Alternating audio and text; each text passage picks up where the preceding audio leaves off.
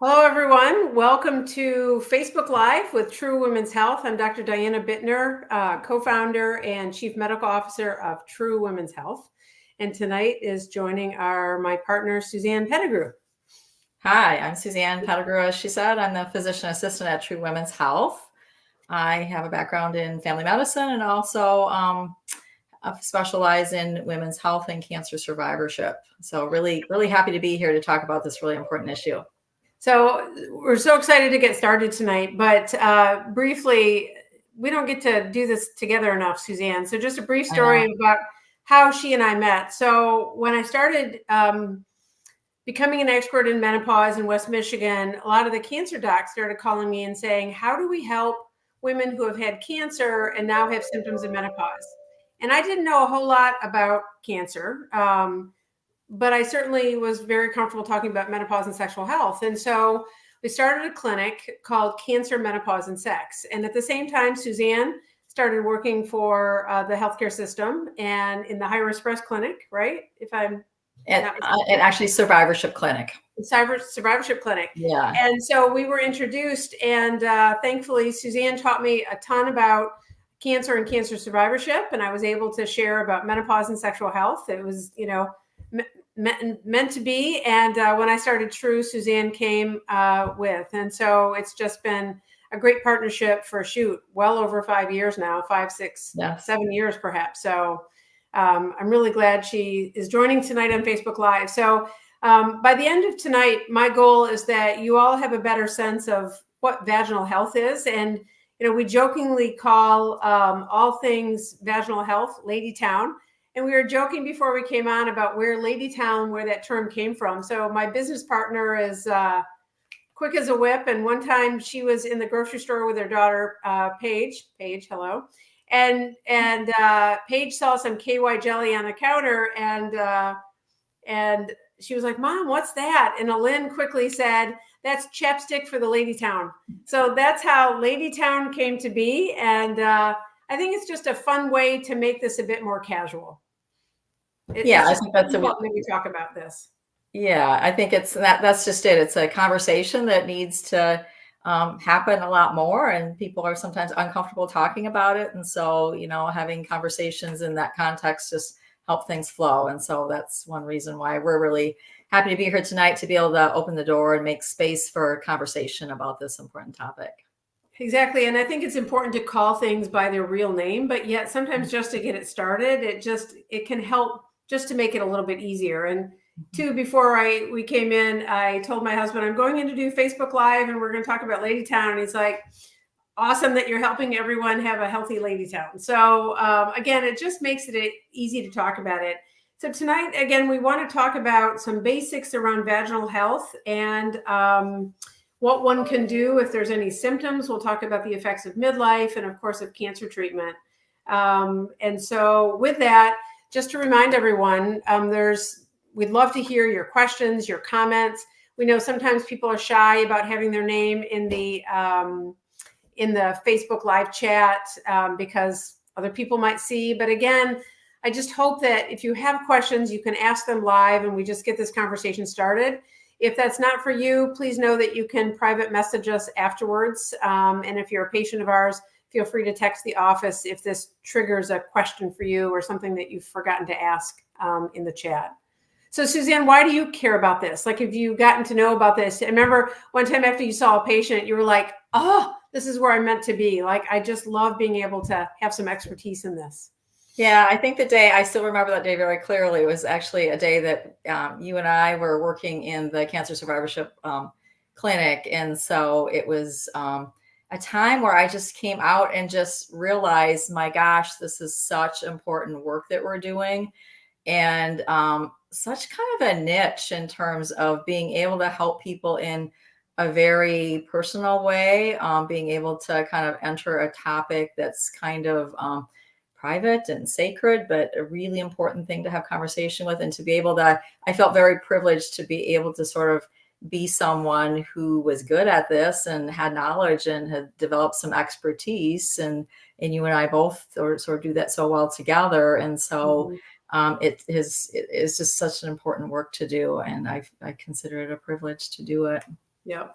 And I think so many women suffer in silence. And, again, once the conversation gets rolling, so again, to talk about those symptoms, what are women suffering from? They're suffering from things such as, especially starting in midlife or menopause, starting with vaginal dryness, even just a sense of dryness. It doesn't have to be with sex or with penetration, but it's just a sense of dry or itchy, or it's uncomfortable when my clothes are tight, my underwear are tight, my jeans are tight, right? So what other things do you hear about? Yeah, I mean, that's a super common one that you hear kind of in lots of phases of life. You hear a lot about it in cancer survivorship in terms of, people who have had treatments and have, unfortunately entered, menopause earlier than maybe they planned, and sometimes as a side effect of some of the other therapies. Other symptoms are super common.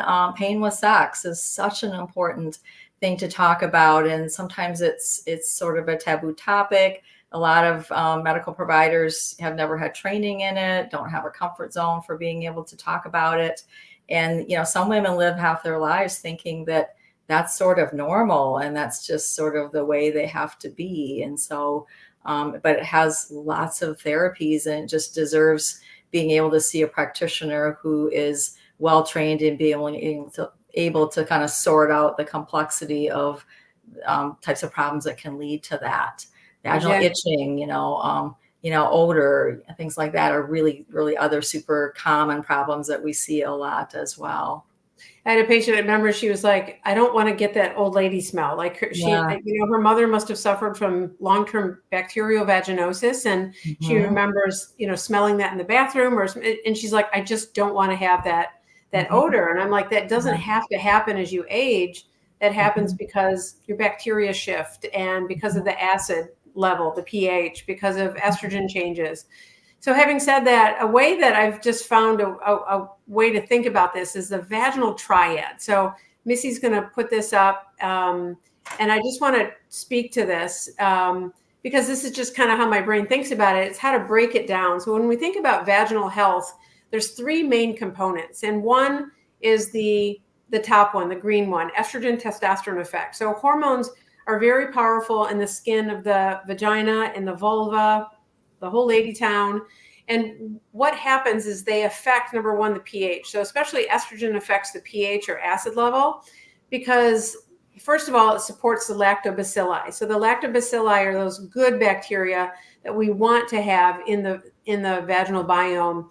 And they make hydrogen peroxide, which can be killing of the bad bacteria. And they make lactic acid, which keeps that pH right around 4. So when the pH gets up to 6 or 7, that supports more the bacteria that we don't want there, the bacteria that cause odor, infection, discharge. Estrogen also really promotes blood flow. So it helps there be, of course, arousal, helps orgasm, but it also helps blood flow to the vaginal skin. And it also affects the skin health. I joke that without estrogen, the vaginal skin is like an old threadbare carpet. There's no padding, the carpet's threadbare, but when there's estrogen there, then it's like a brand new shag carpet with a thick pad. Susanne, do you want to talk about skin quality?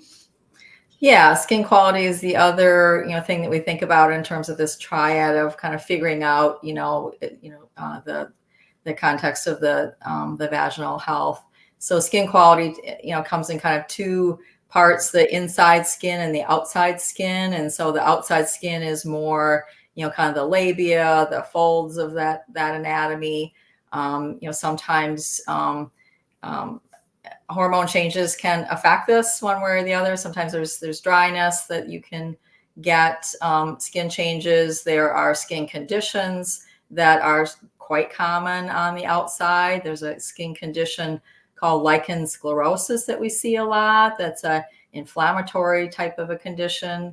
Actually, it's an autoimmune skin condition where we notice changes in the skin that involve things like a shiny kind of super thin appearance to the skin. Sometimes the skin gets this super sticky texture where the labia starts sticking together, and we see lots of changes in the anatomy that aren't necessarily a positive thing. And so it's really important to have that area, inspected and checked on a regular basis. So that skin quality is a really important piece. And then inside, the tissue up inside at the opening and inside the vagina is another aspect here. And it can be influenced by things like hormone levels, and the biome can affect that as well. And so it's an important aspect to keep in mind. And to notice that each one of these factors affects the other, right? So Yes, the it's all outside interconnected. component is affected by, again, autoimmune conditions if there's inflammation on the inside. And then the biome affects those other two aspects, right? And they're affected, the biome is affected by the skin quality and by the hormone levels. And the biome is just so critical. The biome consists of the good bacteria, the bad bacteria, and the yeast. And when everything is perfect down there and you don't even have to think about it, the good bacteria, the lactobacilli, are the prominent bacteria. If we talk to a microbiologist, there's no bad bacteria. It's just when everything is in the right proportion that there's not disease. So let's say there's too many E. coli or enterococcus in the vagina, then it's very common that they can go up forward into the bladder. Especially, let's say, after intercourse. When there's intercourse, those bacteria can increase the risk of going in the bladder and causing a bladder infection. So again, if we have a really nice, healthy balance of those bacteria and yeast in the vagina, then we're not likely to have symptoms such as, I think about so many, older, I don't want to say a number, but like, it's not uncommon that older women might even die of urosepsis, of an infection in the blood that comes from the bladder, that comes from the vagina. And, one of the big risk factors is that the vaginal biome is off kilter.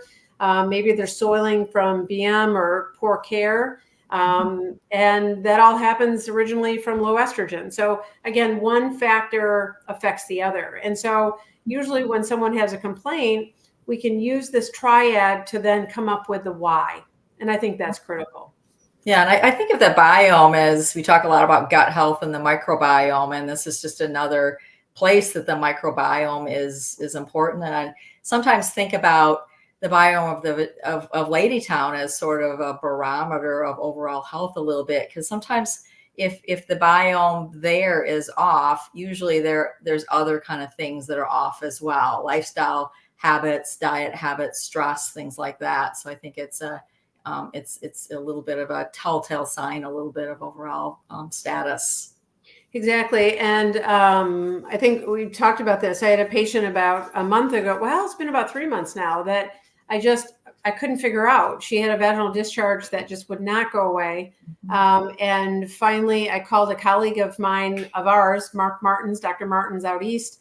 And he directed me toward using a test called the One Swab. He's a consultant for the company. And with the One Swab, which we now have at the office, we did a culture of her vagina, and she had E. coli in her vagina and didn't have any lactobacilli at all. So she really had a shift in her biome. And, now with his assistance and with having the One Swab, it's been really great because it's taken about 3 months, but she's added a lot of bacteria, healthy bacteria to her vagina, to her diet.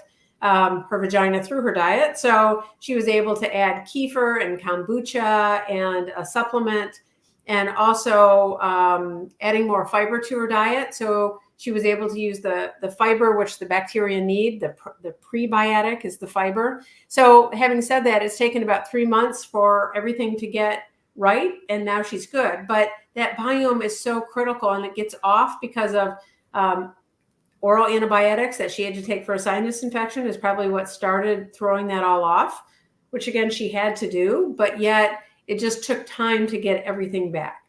I see a question from Laura. Laura, I miss you. I hope you're well. So good to see you. She's asking, how do you get rid the vagina of enterococcus? I keep getting UTIs. So enterococcus, in fact, we had another patient in the office with that today on the One Swab. And what's really interesting is we were looking it up, and that is likely most sensitive to amoxicillin or penicillin. And if you're penicillin allergic, it can be a little bit more difficult, but that's the challenge. And the other thing is this other patient found thanks, Laura, found a supplement that actually she used in her vagina. So that's not something we commonly recommend. But Dr. Martins mentioned there are a few supplements for the vagina that have the bacteria, the healthy bacteria in them. and she used that as well. But the key is getting the vagina acidic. The other thing that this patient did with E. coli in her vagina is she used a vinegar douche. Back in the day, people did a lot of vinegar douches, and they did it too much. So they'd rinse out the good bacteria. But doing it occasionally is awesome because it rinses out the bad bacteria, and then it really drops the pH or the acid level. Again, the lactobacilli love the E. coli, the enterococcus, they don't like an acid pH.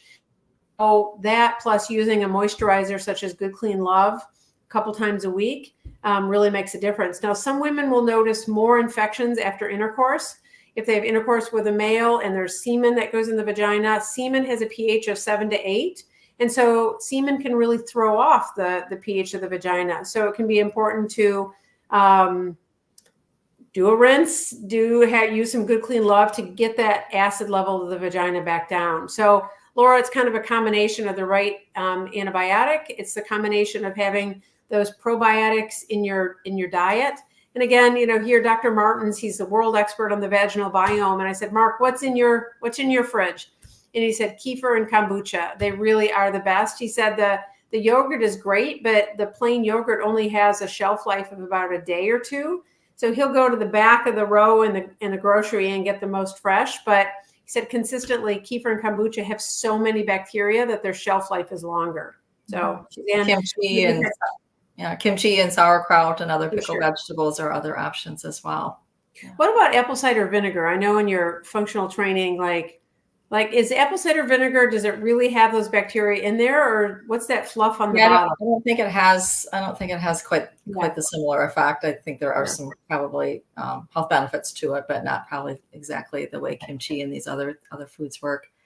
I can take this next question if you want me to. So, hi, Kelly. Thank you for joining us and participating and asking a really important question that's going to really facilitate us to talk about a lot of really important issues here. So she says, I'm a hormone positive, HER2 equivocal breast cancer patient suffering from dryness and painful sacs and struggling with, figuring out what can be safely used in terms of the whole hormone concern with the history of breast cancer and just really having a sex life that's non-existent. And so, really when we're looking at, what can a breast cancer survivor do related to dryness and painful sacs, it's really about figuring out how is this problem affecting a person's life and how is quality of life being affected by it. And so you use that to help make a decision about what types of therapies really, fit. And so we always start with simple things like lubricants. Lubricants can be used to make the area slippery and make sex a little bit more comfortable. Using vaginal moisturizers, which is a product that you can actually put up inside that makes the woman much more comfortable in terms of improving moisture. Many breast cancer survivors have to go on anti-hormonal therapy that puts them into a state where estrogen levels are super low. Sometimes women have their ovaries taken out and they get put into early menopause. And so this, as we talked a minute ago about hormones and how it affects the tissue of the vulva and the vagina, the whole lady town area, the tissue can get super dry. It can lose the elasticity and stretchiness. It can get a lot more thinned out. And so that can make, it just uncomfortable to kind of, feel down there. It can make intercourse, really painful and sometimes just not able to even go there. And so all the things that Kelly is experiencing. Yeah. And so we have options. I mean, there's definitely research, and position statements that tell us that we can use, topical forms of estrogen that are absorbed only in the local vaginal area. So that's an option. There's also another product called Intrarosa, which is a vaginal product that combines DHEA with testosterone, and inside the cells down there in Ladytown locally, that gets transformed into estrogen inside the cells. And so for some patients, that's a product that can be used. We also have another procedure that we actually have available at True Women's Health. That's a laser vaginal therapy. It's really a really good fit for breast cancer survivors, particularly if they have concerns about using any form of hormone in the vaginal area. The Mona Lisa laser therapy is a CO2 laser therapy that's intended to treat the changes in the vulva and the vaginal area related to menopause and low estrogen. So the dryness, the pain with intercourse, that's a therapy where you come into the office for 3 treatments in a row, about a month apart. The treatment works by causing little teeny tiny pinpoints of areas of damage to the tissue that then heal together pretty quickly, and in the process forms elastin and collagen, and so it improves the moisture, it improves the stretchiness and thickens up the tissue. And so that can be one really excellent option for you, Kelly, to consider as a treatment option. I mean, Kelly, there's a lot of controversy in the sense of, breast cancer doctors who treat breast cancer, just estrogen is almost a dirty word. So I really respect the emotion behind that. And just there's so much concern that if there's estrogen anywhere near the body, it could, of course, trigger a breast cancer to come back, especially HR positive. The problem is that the data doesn't support that. The data supports that estrogen doesn't go into the system. And so, for example, there's a product we really endorse and like called Imvexxy. It's IMVEXXY. And Imvexxy, the company, actually did a study that looked at placebo versus the 4 microgram dose versus the 10 microgram dose. So I respect the company a lot, because if that study had gone wrong, their product would not be used, right? But it actually compared it even to another product called Vagifem, where Vagifem did have systemic levels in the dose of around 10, where like the blood level of around 10, but Imvexxy was the same as placebo. So we feel very comfortable that if it's used on a regular basis for 2 weeks every day, it thickens up the skin, and then no more estrogen is going to go in. So again, we feel very comfortable, but again, we understand the emotion of cancer doctors. We just, and what Susanne was saying too, the NCCN are the guidelines of treatment, and the guidelines even state that if moisturizers and lubricants aren't enough, which they aren't generally enough for moderate to severe symptoms, that it's acceptable to use vaginal estrogen, even in someone with an HR positive cancer. So, and we also have good data on interosa that it doesn't go in the system. So there's good data to back up using these things. So you don't have to suffer. And again, like Susanne said, the Mona Lisa laser, a study was also done that showed that it's the same as estrogen. So that's why we spent a lot of money to buy this machine. We'll never get that money back, but we like having it in the office because it does serve a purpose. And it might not be as perfect as estrogen. You have to have it done once a year to maintain it. But you know what? It's helped a lot of women. And, I know we've had some testimonials in the past that women say it allowed them to have sex. It brought their sex life back after they had breast cancer. So again, there's lots of options. And thanks, Missy, for putting that information up. I see that Laura mentioned a little bit more good, clean love, doing good until vicious cycle.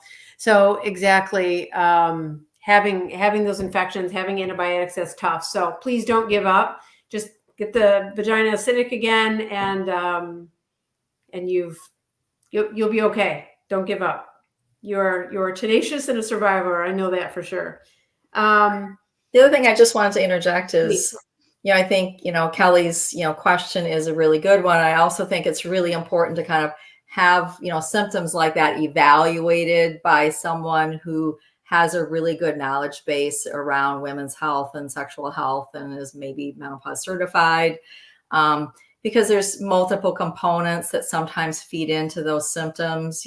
Sometimes it doesn't have as much to do with hormones. It probably, a lot of it does, but there's, another condition called, high tone pelvic dysfunction that we see a lot in women who have particularly pain with intercourse and discomfort down there. And that has to do with the floors, the muscles that line the pelvic floor are too tight. And so sometimes that can really be a contributor to symptoms down there. And so, So Mona Lisa laser therapy and vaginal estrogen can treat some of the tissue changes, but you also want a practitioner who identifies those muscle problems as another source, because that treatment is different in terms of, getting into physical therapy for, by someone who specializes in pelvic floor or doing hip openers, etc. So it's really important to kind of make sure that we pinpoint the cause of the problem, and then, kind of aim the treatment, at what's really going on.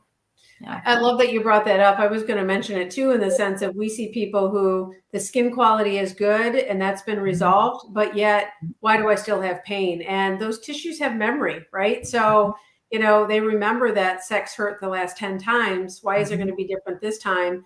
Yeah. And so you mentioned pelvic floor physical therapy. Another thing we can use to help women, like if nothing else, diagnose this, is to use a Valium pill in the vagina. Valium is the most potent muscle relaxant we have. And that Valium, you just get it wet under the faucet in the vagina. It relaxes the pelvic floor. And then to have intercourse an hour later, it can help you really say, it is the pelvic muscles. Yeah. Because your brain can say, I want to have sex, but yet on penetration, the muscles are like, I know what this is, and it's going to hurt. So they shut down. And especially just in many positions for intercourse, the pelvic floor has to shorten, and it just makes it more difficult. Another thing that we have at True, you can buy it at True or get it online, called the, I'm just blanking. Millie. Millie is amazing. So Millie is a vaginal dilator that goes in the vagina, and there's a button on the handle that allows the Millie dilator to expand. And what we recommend is that when women have a tight pelvic floor, to use this dilator every day for 10 minutes. And what it does is it allows those muscles to get used to being stretched. It's like, think of it as a massage gun for the lady town, right? So it's a way to get to those muscles that you only can with pelvic floor physical therapy. But even then, it's a combination of where you can do this treatment at home. And I'm sorry about the sun in my head. I don't think there's anything I can do about it. So I'm just going to ignore it. Hopefully you all can too. So it's having these tools. So again, to Suzanne's point, it's like you want to have someone who knows about all these different aspects. So we're not just treating one part of it. We're looking at the whole picture. Yep. So good. So I want to talk a little bit more about lichen sclerosus. So lichen sclerosus is, as Suzanne mentioned, it's an autoimmune skin condition of the vulva. We think about it like eczema. You might get eczema on your hand in reaction to an inflammation or too much dish soap or cleaning with Clorox. It can happen just because of you've got a skin condition and it's autoimmune, and we don't always know why it happens. And a lot of times the treatment is a steroid ointment that turns off the immune system and stops that reaction to the skin. What we think happens with lichen is that for some reason, there's an overreaction to protect the body from, let's say, a chronic vaginal discharge or low estrogen or too much spin class. And so then the system turns on and then it just doesn't turn off. And it can be very debilitating. So again, if you have vaginal dryness, it might not just be the vaginal dryness from low estrogen. It might also be the sticky skin. And women talk about, where it sticks, it then splits open. And there's this chronic splitting, healing. So it can feel like paper cuts, jaggy, dry, just awful. So we really like being able to identify this and treat this for women. I bet it's well over 50% of women who have lichen. And it really can answer a lot of questions for women to be diagnosed. Even young women who are especially very thin and on the birth control pill, they definitely can get lichen sclerosus even in that condition. Yeah, another subset of women, are those who have had kind of chronic itching, kind of on the outside mainly. And so, a nice, thing to kind of take home here is that if you have itching and you called your doctor and they prescribed you Monistat or Diflucan and, it didn't get better, or you've had that treatment 8 times in the last year, it's really important to have someone, examine the area and kind of check what's really going on. Because we see, patients not rarely who have lichen sclerosus and it's causing itching, and, get the treatment going and get that under control, and that problem just settles down. And, the other thing to really be aware of is that lichen sclerosus can be an uncomfortable skin condition, but also there's a very tiny increased risk for vulvar cancer for women who have that condition. That's not a super common cancer, and the increase in risk isn't very large, but it's important to sort of be aware that treatment is a really important piece of reducing that risk, and also just normalizing the tissue down there. Yeah. Right. I remember when I was, out in practice as an OBGYN without this special training, and I would see it and not really know what it was until it was what I was taught. Lichen means white moss on a tree. So it was white and thick, and also scarring. Sclerosis means scarring. And remember, I had a patient with it so bad, where her urine came out was blocked off. Her urine was going every which way. And actually we had to take her to the operating room and open things up. I've diagnosed several skin cancers. It's pretty rare, but on biopsies of thick white areas, actually women had cancer and had to have a wider excision. Yeah. So it definitely needs to be something. And, on Facebook, there's several lichen sclerosis support groups that we've been a part of and mentioned on. So it's just really good to know there are people out there who have this as well. Yep.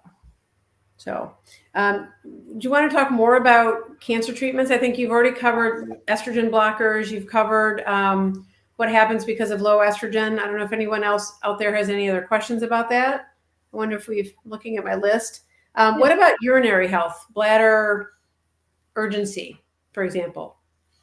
Yeah, I mean, sometimes bladder urgency is a super common problem. I mean, sometimes it's part of, low estrogen changes where, there's less, elastin and collagen, down in the tissue that supports where the urine passes out. And so sometimes that can lead to bladder changes. Sometimes changes in the muscle tone of the pelvic floor, either the muscles are too loose or, alternatively, they're too tight. And because the muscles are too tight, it creates sort of a smaller space for the bladder to sit in. And that makes you feel like you have to pee often. And so those are really common situations that come up. And again, it takes just a good physical exam to kind of figure out what the source of that problem is. And so just kind of a reminder of the importance of getting pelvic exams done. We've gone down this pathway in medicine, unfortunately, that now we don't do pap smears every year anymore. And so some women don't come in for exams, every 3 to 5 years. And so, just the importance that, the vulva and the vagina is still, an important part of your anatomy. So if a physical exam includes looking in your ears and nose and throat, that area needs to be examined as well. And it just is important to kind of keep that up and just creating a space to have conversations about these types of symptoms. 100%. A lot of times, again, just the training of says, they're aware, obviously, that a PAP is only needed every 3 to 5 years. And unfortunately, then the thought is, then people don't need a pelvic exam. But unfortunately, it's a time to talk about ovarian cancer risk awareness. It's a time to talk about sexual health. It's a time to, if you don't look, you don't know. So it's really important to have a pelvic exam every single year. And that's well promoted by our societies. And Kelly, you talk about bladder urgency. Low estrogen can cause bladder urgency because of the tissue changes at the bladder neck, but also, this high tone pelvic floor. And when you see a toilet and have to pee, we call that key in the lock incontinence. It's because, with let's say your pelvic floor is too tight, your bladder doesn't have room to open. And it's like you put the key in the door, or you see a toilet, or all of a sudden, and again, like Susanne said, pelvic floor physical therapy, hip opener stretches such as frog pose, pigeon pose, child's pose. Those are really important to open those muscles up. And again, you don't have to suffer. We see a lot of women with these conditions and they're able to resolve and feel normal. So I'm so glad that you mentioned this. I had a patient who just changes position. Her pelvic floor is so tight. She changes position, rolls over in bed, and sometimes leaks, or she gets up to go to the bathroom in the morning and races and often doesn't make it. What's crazy then is this then can lead to, let's say, an increased risk for hip fracture. I've taken care of several women who have broken their hips racing to the bathroom to pee. So number one, I'd rather you pee in your pants than break a hip. So it's just so important that we take care of all of this. I can't believe it's 7:30 already. We could talk about this forever. I wonder if we want to go to our tips and tricks. we want to leave you with some questions to ask your doctor if you're not here at True, or if you're out in the world somewhere about this condition, and also some tips and tricks. So Missy, if you want to post those. So my favorite one, we ask this every time. We want you to be able to see a provider that knows your phase of ovarian function. So this is a question I always want you to ask your primary care, your specialty provider. What is my phase of ovarian function? Because if you're in early perimenopause or late perimenopause or early menopause or late menopause, then you know what to expect, right? So it's just really important to know, what is your phase and what do I expect? Number 2. What are my options to treat vaginal dryness? So if you're having a symptom like vaginal dryness, it's really important to bring it up and frame it in a question about what are your options. Unfortunately, sometimes medical providers will have one option. So, if they say a vaginal lubricant, well, probably, it's okay to ask, what are my other options? And so, there's always more than one answer. And as we talked about, there are, issues related to hormone changes. There are other issues related that can be treated with, other therapies like the Mona Lisa vaginal therapy. Sometimes if a medical provider says, that's not an area that I'm well trained or I have that much knowledge in, that's an okay and honest thing for them to say. But then as a patient, it's okay to say, well, then can you refer me to someone who does have a knowledge base there? So that because you deserve to get answers and you deserve to have that problem addressed and hopefully get some help for it. Excellent point. I don't think the care of women should depend on the lack of training of the provider they see. Yes. And we all can't know everything, right? So we just have to know our limits, stay in our lane, and make sure that we have providers to refer to. But for all you out there, got to demand it, right? It has to start with you in saying that I'm not okay with that answer. I remember I had a patient who, physician, all the respect, but said, I'm not going to prescribe you vaginal estrogen because my mom had breast cancer. So again, I understand the fear. I respect the emotion behind that, but it has nothing to do with who's standing there in front. So anywho, that's a soapbox. So number 3, I have discharge. What could this be a sign of? So some vaginal discharge is totally normal and doesn't mean there's a problem. If there's I think about vaginal discharge that's clear, that doesn't have an odor, that you can see through, it can be a normal vaginal discharge. For some women, when they start on systemic estrogen, when it's safe for them, they might develop again a vaginal discharge that's clear. And that's just the mucus producing cells turning back on and all is fine. If the discharge is opaque where you can't see through it, if it has an odor like fishy or dirty feet, or if it's just off, like you'll know, right? Like then that's to you. If it's not agreeable to you a lot of times, or if it's a change from previous, is a way to kind of tell. Exactly. So that could be a sign that your biome is off, that you have an overgrowth of the wrong bacteria, and it can be resolved. Question number 4. What can I do to keep Lady Town healthy? So some of the things that we've talked about, I mean, I think, as I said, it sometimes is a barometer of overall health. And so, always starting with staying hydrated, eating a healthy diet, managing stress, having, healthy hygiene in terms of, bathing, but not overbathing, in terms of, Lady Town has, it's a little bit like, a self-cleaning oven. You don't actually have to do a lot if you take good care of her. And so you don't have to lather up in soap. You don't have to do a bubble bath.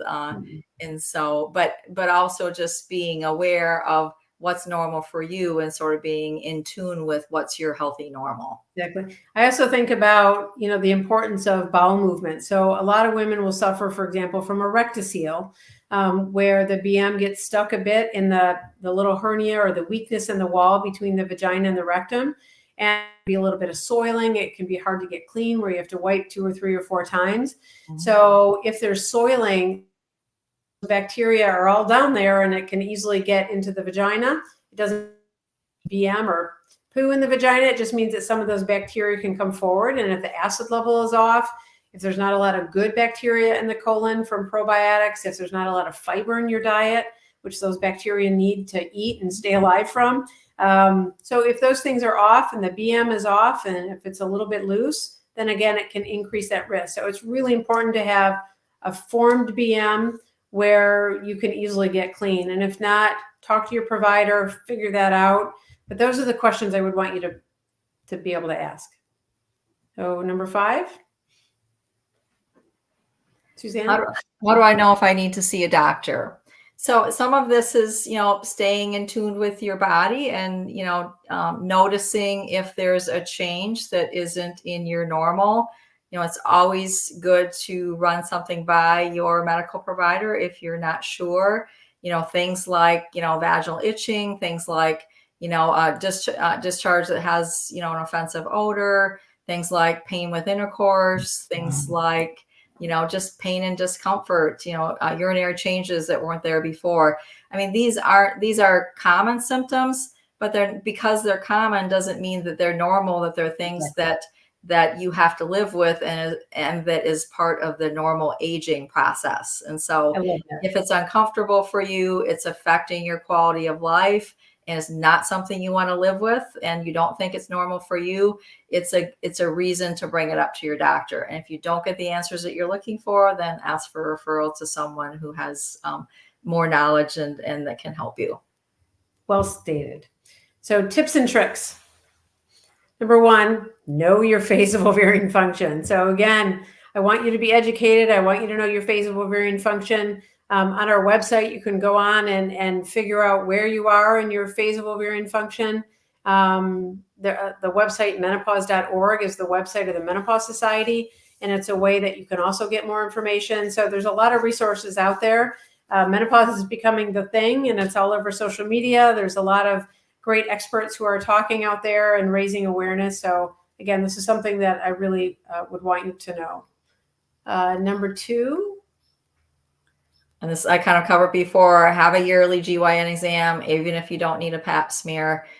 Sometimes, doctors will give a little bit of, backlash with that. Well, you're not due for a pap. But I think, give them an analogy of, well, you just did a physical exam on me and you looked in my ears, nose, and throat. Why isn't that part of my anatomy still important enough to examine? And again, sometimes it's because they're uncomfortable or they don't know. And again, it's not in every provider's training. There was a survey done. We were part of the research study that showed that only 10% of graduating residents from primary care residencies, family practice, internal medicine, and med peds, only 10% were comfortable talking to women about menopause and the symptoms from that. So again, it's not always been part of the training programs, which is really sad, and we're working to change that. But again, then you say, can I have a referral to a gynecologist or someone who knows more about this? Yeah, and I think there's some reasons for this. Like, having the exam kind of creates a space for the discussion, so that it's just a space to be able to bring up symptoms and for a practitioner to ask you some questions that maybe you didn't think about, and also just doing a skin exam down there. I mean, you don't know you have lichen sclerosus unless there's an exam that's done. Women can suffer a long time with urinary changes like, leakage and urgency. And, sometimes it's due to a very, very treatable problem like tight muscles. And so, that's not recognizable unless a good exam is done, and it's easy to overlook it and just assume it's a bladder infection or whatever. And so just lots of good reasons to have a good exam done regularly. Awesome. Number 3.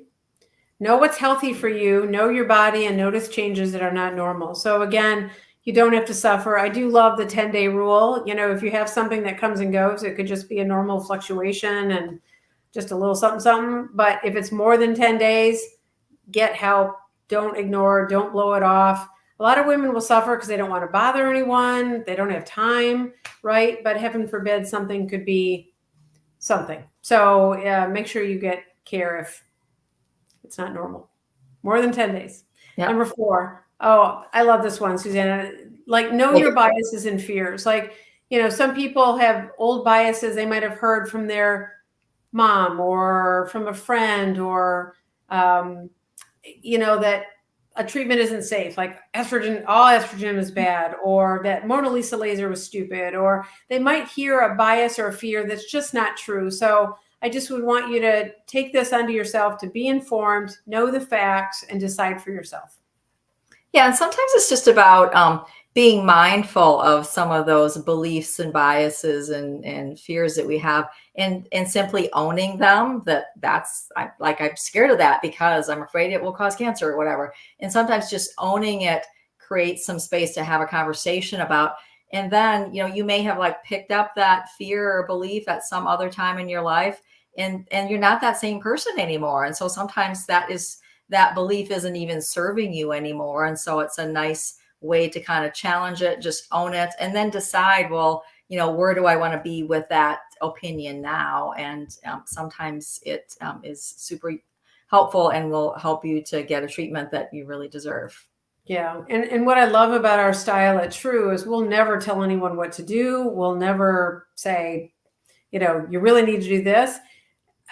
We feel strongly that we want to offer you your options, your evidence-based options, and then have a conversation and you decide. We actually, even in our materials, we offer an informed consent. Here are the symptoms, here are the treatment options. Let's talk what's right for you. And then go think about it. Go do some research on your own. Ask the Google. We don't care. Bring those questions back. It's having that conversation with an expert who knows the background, and together, hopefully we can figure out what's right for you. Number 5. And don't be afraid to talk about it. Yeah.